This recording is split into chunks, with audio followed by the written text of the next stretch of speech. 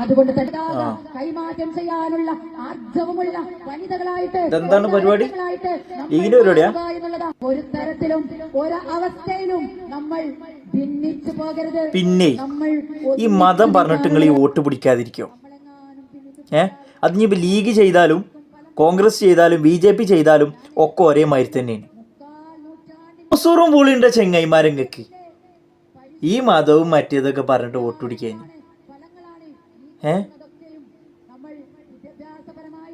ഞാൻ UDF ലീഗിനൊക്കെ support ചെയ്യുന്ന ആളിനെയാണ്. പക്ഷെ ഇമ്മാതിരി കോണകത്തെ പരിപാടി ഉണ്ടല്ലോ. ഇപ്പം നിങ്ങളും BJP തമ്മിൽ എന്ത് മാറ്റമുള്ളത്?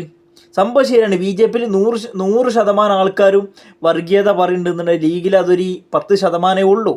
ആ 10% എടുത്താണ്ട് ഒഴിവാക്കി കളി. അതാവും നിങ്ങളെ ലീഗിന് നല്ലത്.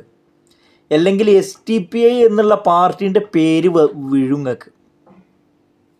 സ്നേഹം കൊണ്ട് പറയണം.